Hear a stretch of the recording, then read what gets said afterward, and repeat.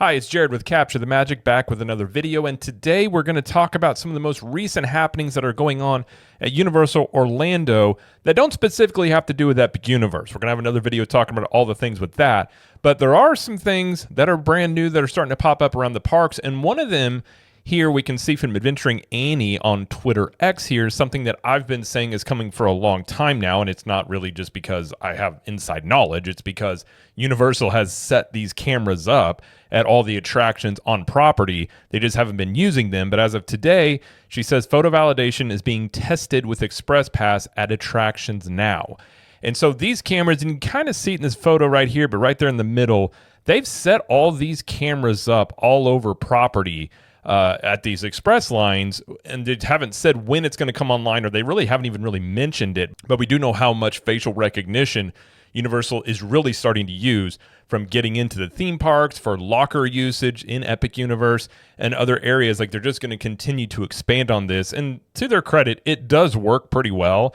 And even though I don't like using my face to do a lot of things necessarily in that way, it is a system that works pretty well. But it seems they're testing this, and all along I've thought that they would probably make this whole system go live when Epic Universe opens. So this timeline is pretty much holding out true here. Universal themselves have not said when they're going to, see this go live. I'm sure they have to test it out. I am curious how well it works. Is there a backup system if the facial recognition is not working? But potentially, we have Premier AP passes, so after 4 o'clock, I suppose it would just know that we're a Premier AP. It would let us use the Express Pass after 4.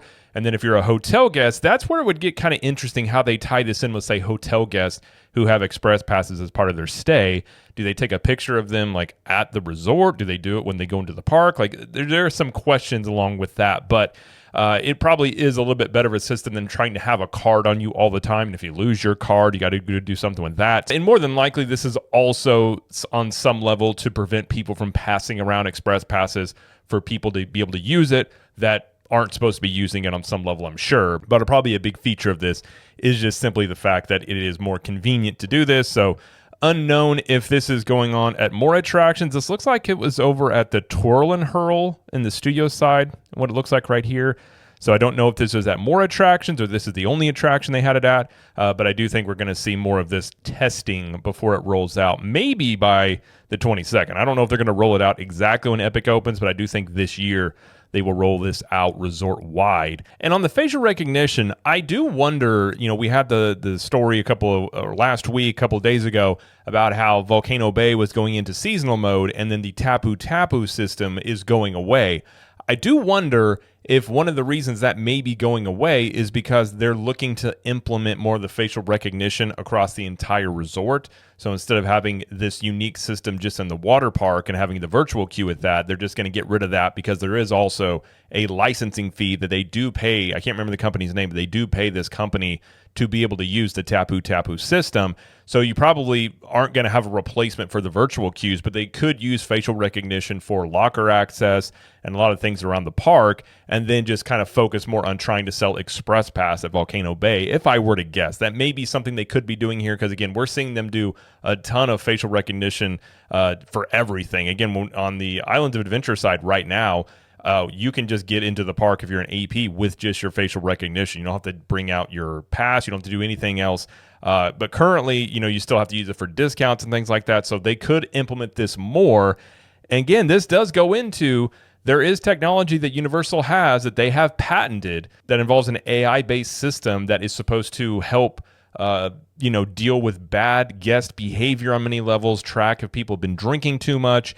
Part of me thinks a lot of this facial recognition is for ease of convenience, but also because I wonder if they're looking to implement more of facial recognition technology all over the resort, and then implement this AI-based behavioral system that's supposed to allow them to alert team members when guests are jumping in line or smoking or cursing or anything of that nature going on. That is something that they could look at doing. Now, I don't know if they would advertise this. I have a hard time thinking Universal would, but I do wonder if this is leading toward that system as Universal continues to grow, and they may want to try and just nip a lot of the bad behavior in the bud, because it does happen. I mean, theme parks, it's going to happen. You get a lot of people come to a park, you're going to get bad guest behavior, and something like that could help curb it. And it also could potentially stop a lot of people being, overserved, drinking too much, which can cause issues in theme parks that we've seen. So I do wonder if that is kind of leading toward that scenario at some point. I don't know what that time period would be, or even if that's what they're doing. But part of me thinks that they could just be implementing more facial recognition kind of everywhere and then leading up into a bigger system. And then over at Citywalk, the Super Nintendo store, or Super Nintendo World store, has been under construction for quite a long time. That replaced the Cinnabon and the Billabong store there, is now open. We have some pictures of what it looks like inside here. And it says the expansion to the Universal Studios store in Universal Citywalk Orlando has opened with a new Super Nintendo World section and a larger section dedicated to the Wizarding World of Harry Potter. So this is when you're coming in. This is the movie theater side right here, and then you can see right here, here's the store there. It says the store now takes up an entire first floor space next to the Universal Cinemark. The new facade was completed over the past several months, with new Super Nintendo World decorations added this week. And we can see a picture of it right there. So you got Nintendo characters outside there. Obviously got the signage up. It says a red Super Nintendo World sign hangs over the entrance to the new part of the Universal Studios store. The interior blends the architectural styles of the pre-existing Universal Studios store and the Super Nintendo World store, particularly Peach's Castle. There is a checkerboard floor around the checkout counter, and white pillars with gold trim hold up the round white ceiling. And it's very similar to what you find in the Super Nintendo World gift shops in Epic Universe. And most of this merchandise is going to be stuff that you're going to be able to find in Epic Universe also. They're just giving you more opportunities to be able to check it out, because obviously merchandise is going to be a huge part, at the very least, of Epic Universe in general, but Super Nintendo World especially. So Super Nintendo World takes up the bulk of the expansion, facing the floor-to-ceiling windows. And then they have treats and things in here. I like the warp pipe right there. I like how they took the pillars and turned them into warp pipes. That's actually kind of cool. And then also inside the store, they are now selling Butterbeer. And they have a Wizarding World of Harry Potter section. It says the archway leads into the expanded Wizarding World area. And this is behind the rest of the Universal Studios store and connects to the pre-existing Harry Potter room. It has a Butterbeer theme with the counter resembling a bar in front of a wall of Butterbeer barrels. Actually looks pretty cool. I mean, I like the idea of being able to get Butterbeer outside of the theme parks. I mean, especially like if you're on Citywalk at night and if you don't want to, like it's kind of a party atmosphere after the parks close many times, you don't want to drink, go get some Butterbeer, do something like that. That's kind of a cool thing. And I think this will sell very well. So obviously that's one reason they're doing it. Butterbeer is actually available to purchase. Guests can order cold, frozen, or hot Butterbeer. And this counter is now the only place where guests can buy the Wizarding beverage outside of the Universal Orlando theme parks. And they have the Butterbeer steins that you can get there as well. And obviously Harry Potter merchandise you can get. I am curious. I mean, I would assume before they weren't allowed to do that just because of how much control J.K. Rowling has over the Harry Potter stuff, the Wizarding World. I mean, it took a long time. It used to be for Butterbeer, you couldn't get Butterbeer without the foam. It had to come with the foam because that was like true to the story in the book and the movies. And it wasn't until recently that it had it available where you could get it without the foam. Now, I don't know why you would want it without the foam, but some people obviously have before. So there have been a lot of restrictions on a lot of the things that, Universal can do with the Wizarding World. I would assume putting it here would have been one of them.